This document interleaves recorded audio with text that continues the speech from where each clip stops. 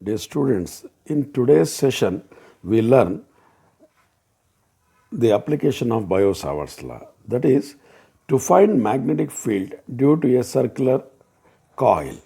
A circular coil is the one which consists of few turns of wire wound in the form of circle. Say we consider a circular coil like this. Say I'm not writing the full circle, I'm writing it like a ellipse because it is perpendicular, its plane is perpendicular to the plane of this board. Then we imagine the current is passing like this and it is going into, and this is the line passing through center of the coil and we call it as axis of the coil. What we want to do now is to find magnetic field at any point on the axis at a distance x from the axis, and this we take as radius a there, radius r there, and say to find this we consider a current element of length dl here. Now we imagine to join the current element to point P like this. Say this length we take it as A. Now the magnetic field due to this dl according to right hand curl rule, if we imagine dl current is coming out of the thing, it is going like this. Therefore, at this point the magnetic field is perpendicular to this line joining. Say this we call as dB, the magnetic field. Now here we write down the axis, say this we call as y-axis and this we take as x-axis. And we imagine this dB makes an angle theta with the x-axis. So for that we can mention the other angle. So this is 90 minus theta and this is theta again and this is 90 minus theta. We write the magnitude of dB first using Biot-Savart's law. Say mu naught by 4 pi. As we said, mu naught by 4 pi is magnetic constant, just like 1 by 4 plus naught in electrostatics. Mu naught is 4 pi into 10 raised to minus 7 Henry per meter. The mu naught value 4 pi into 10 raised to minus 7 Henry per meter is the unit of mu naught. It is called as absolute permeability of the medium, free space in fact here. Now this dB can be resolved into two components, one x along this direction, we call it as dBx, and one y vertical along the y-axis, dBy. And we write, say, dBy as, say, dBy is opposite to theta, therefore it is dB sin theta, and dBx we can write as adjacent to the theta, it is dB cos theta. And observe, if we imagine the whole coil is made up of many such small current elements, then the magnetic field due to each is like dB but in different direction. If you resolve them into y and x components, all the y components cancel, because if you take diametrically opposite current element here, then it results in dBy downwards and dBx in the same direction. That dBy cancels with this dBy.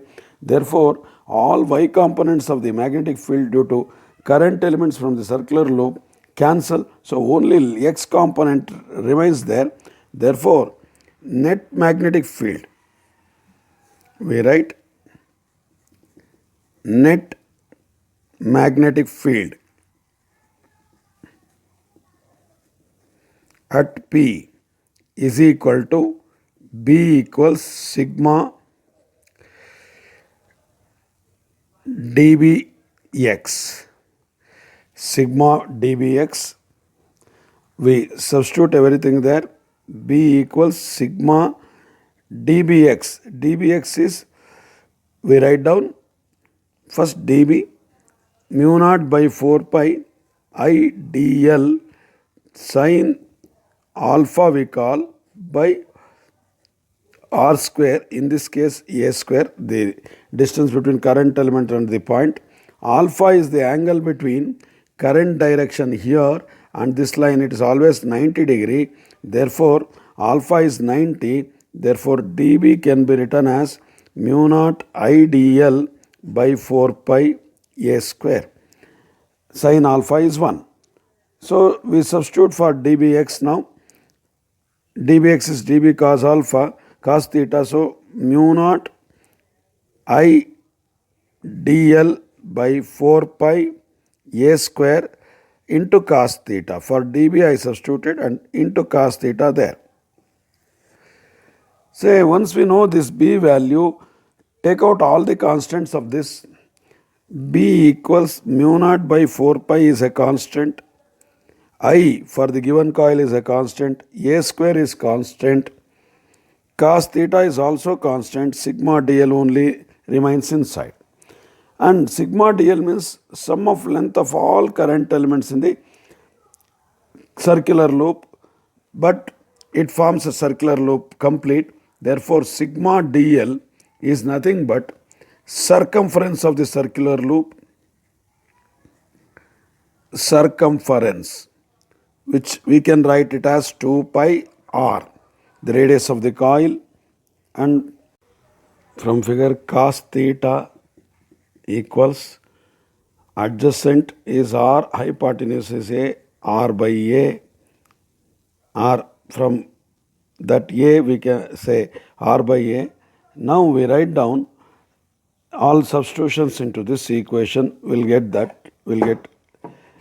final expression. We'll see that how to write.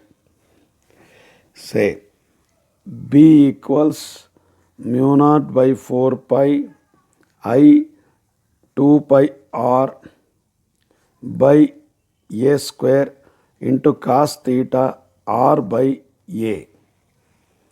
Therefore, this 2 pi with 4 pi goes there. Mu naught by 2 I r square by a cube, but a is, as we said, r square plus x square under root r, which we can write as r square plus x square whole to the power of half. Therefore, finally the B expression is mu naught I r square by 2 into r square plus x square whole to the power of 3 by 2. This is for one turn of the coil. If the circular coil is having one turn, then this is the expression. If it is having n turns, we can write for n turns of the coil. If n turns are there,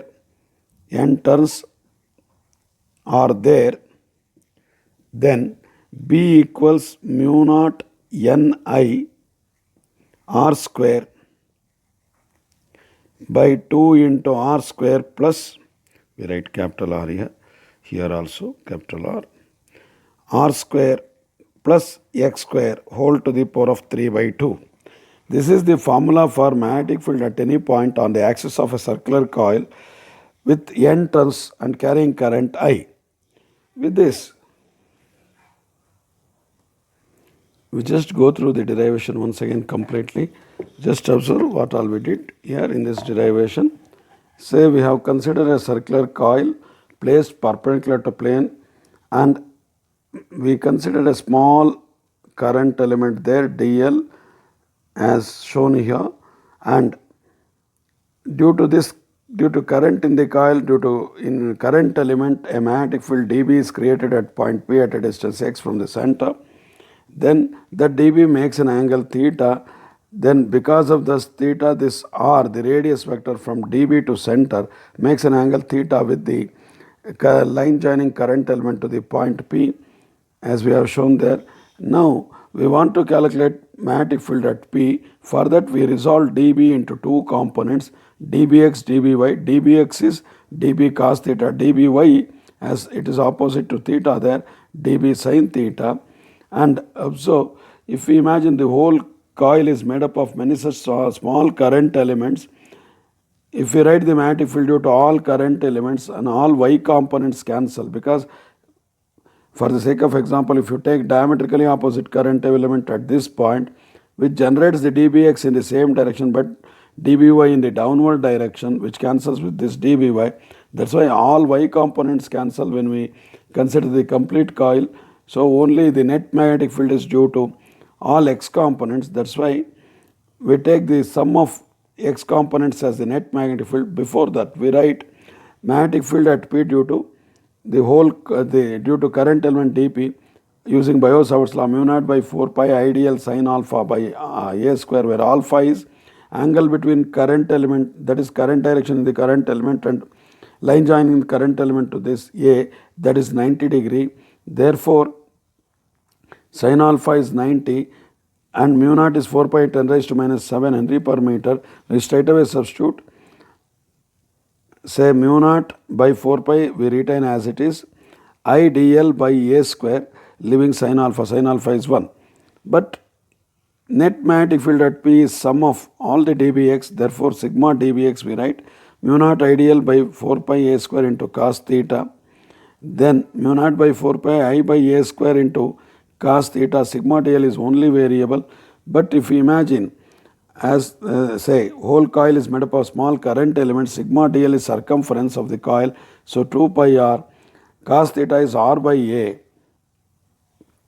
Therefore, and from figure cos theta is r by a, if we substitute these things into this expression, we get this like this. Just observe, mu naught by 4 pi I 2 pi r by a square, r by a for cos theta, and after simplification of everything we get mu naught I r square into 2 into r square plus x square whole to the power of 3 by 2. For n turns we have to replace current I by Ni, we get it. But if you want to get the magnetic field at center of the coil, say I write a figure like this. This is the thing, it is where P was there and this was the x. If you want it at center C, how to calculate that? For center C, from this expression, you take x as 0. Therefore, B equals mu naught N I r square by 2 into r square whole to the power of 3 by 2. Cancel this. B equals mu naught Ni r square by 2r cube, where r square cancels with r cube. We left with only the final result there. That is what I write here. B equals mu naught Ni by 2r. Mu naught Ni by 2r. Say in the board exam, just this derivation starting from magnetic field at any point on the axis of the coil to arrive at magnetic field at center by substituting x equals 0, it is asked for 3 marks. Therefore, let me explain this last part once again. For the magnetic field at center, P shifts over to center. That means x becomes 0. X is 0 means mu naught Ni r square by 2 into r square whole to the power of 3 by 2. Because x is 0, mu naught Ni r square by 2 into r cube. R square goes with r cube, only r is left in the denominator. So, final expression is mu naught Ni by 2r is the final expression. Let me write that once again here. Final expression is, say B equals mu naught Ni by 2r is the magnetic field, as you cannot see, most probably there, that's why I am writing it here. Mu naught Ni by 2r. With this derivation, we need to learn a new law, what we call as Ampere's circuital law and its application. Now we start with that idea. Before proceeding on to Ampere's circuital law, we first learn how to find the direction of magnetic field for circular coil carrying current. Say this is the circular coil what we just now learned, carrying the current like this.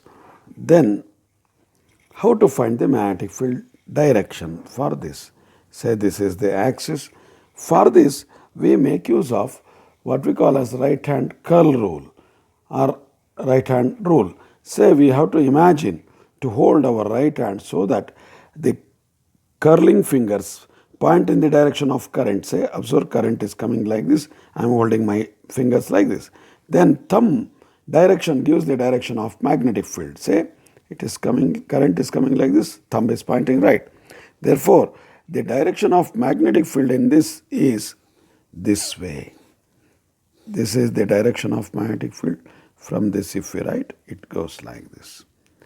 So to find for the direction of magnetic field for current loops like this, we have to use right hand rule.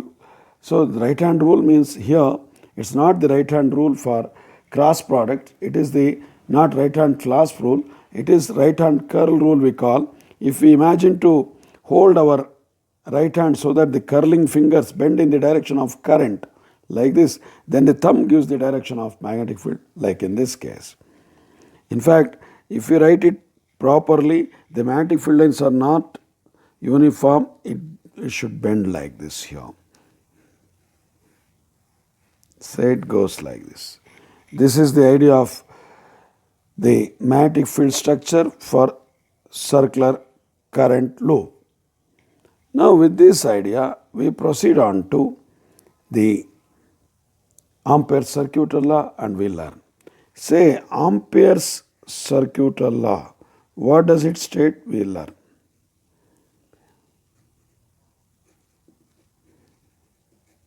Circuital law.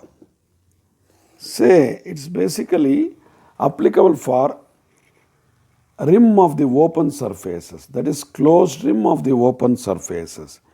First we learn what do we mean by open surface and rim and all those things. Say we imagine a current carrying conductor like this.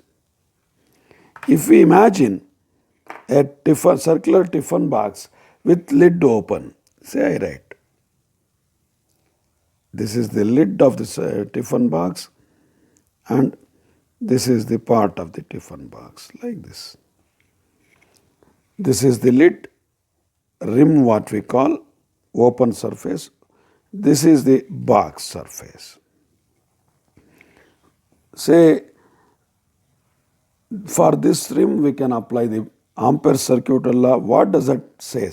Say if magnetic field at this point is in this direction, tangential to that, as we know by right hand clasp rule, magnetic field tangential to this B, this is the B dB we can take, and there is a current element not with the current but only the portion of this rim, what we take dl there, the length. Then Ampere's circuital law says integral of B dot dl over the closed open loop there, rim, closed loop of the open surface is equal to mu naught times current penetrating through this surface. Observe, this current penetrates through this surface, therefore that is called as current, penetrating current. If this current stops here, this will not be the formula. That's why Ampere's circuital law states that, say if we write integral symbol and a circle over there, that tells us, so now the circle over the integral sign shows it's a closed integral. That means the integration where we take it's a closed path, just like the rim of the surface, like this, open rim of the surface, or rim of the open surface, you can say the otherwise. So this is what we call as Ampere's circuital law. Using this, we can get the magnetic field due to a straight conductor, and it can be used for obtaining the magnetic field in different cases. But before that, how do we choose the closed loop or what we call as Amperian loop, just like we called the closed surface in case of Gauss law as Gaussian surface. Here the closed loops, we call them as Amperian loops. How do we choose that? By using the symmetry or by harnessing the symmetry of the situation, we go for three different things where we can choose the loop so that it gives B and dl in parallel. That means theta between them 0, B into dl. Or B and dl may be perpendicular. We can choose like that. Once it is perpendicular, the B dot dl becomes 0. Likewise, we can choose suitably depending on the situations. But applying the Ampere circuit law becomes easier only when we choose the closed loop in a proper manner, at least satisfying one of these two conditions, B and DL parallel or B and DL perpendicular, just like in Gaussian surface case. So with this, now we apply Gauss law, Ampere circuit law to find the magnetic field due to a straight current carrying conductor. How we do that? We just start like this.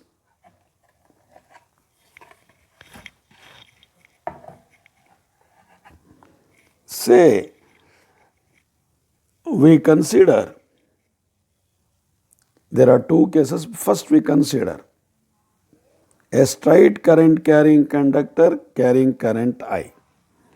I consider a loop to find magnetic field at P at a distance R. I consider a closed loop including point P on its surface. The loop is of radius R, circular loop. Say this loop is imaginary. Wire is real there. This is current carrying conductor, current carrying wire. This is Amperian loop, what we call as imaginary loop, Amperian loop, Amperian loop. With this, how to apply Gauss law for this, say Amperian circuit law for this? B dot dl equals mu naught times the current penetrating, whole of the current that wire passes through this, therefore mu naught I. And B dot dl, at each and every point B and dl are in same line there, therefore we can simply write B dl equals mu naught I. But observe, B is constant because of the circular symmetry. We can take closed integral of dl mu naught times I there. But as we did in case of Gauss law and previous Biot-Savart's law derivation also, closed integral say dl will give us circumference. So closed line integral dl will be equal to circumference of Amperian loop, which is 2 pi r. So substituting for this, B 2 pi r equals mu naught I r, B equals mu naught I by 2 pi r. This is the magnetic field expression due to a current carrying conductor at a point P at a distance r from the current carrying conductor. Let me go through it once again. Say we considered a current carrying wire, straight wire carrying current I, what I have written in blue. Then I considered a point P at a distance r, and we imagine a closed loop as a circle, what we call as Amperian loop, including point P on its surface. Then by applying the Amperian circuit law, closed line integral B dot dl equals mu naught I. As B and dl are on same line, they are tangential to the circle at any point. Therefore, we can write simply theta as 0, so B into dl only, mu naught I. B is constant because of circular symmetry. What is B at P is also same at all points on the circular loop. Therefore, B is taken out. Line integral, closed line integral dl equals mu naught I. But sigma dl or closed line integral dl is equal to circumference of this Amperian loop. We substitute that B into 2 pi r equals mu naught I, B equals mu naught I by 2 pi r. This is the expression for magnetic field due to a straight current carrying conductor at a point. Now, if we extend this same derivation for inside the conductor. So if we take a point P inside the conductor which carries a uniform current I throughout the say wire, then what will be the magnetic field? So we want to learn that now. Now we consider to find the magnetic field inside a conductor which carries current uniformly. That means I write this figure, just observe. We write the enlarged figure of the conductor, so which carries I the current. Uniform distribution of current is there throughout the area. This is area. The radius of the thing, wire is A we take, and this is the axis of the wire, and we consider a point R again at point P. We consider a point P at distance R, again from the axis. We consider Amperian circuit loop there.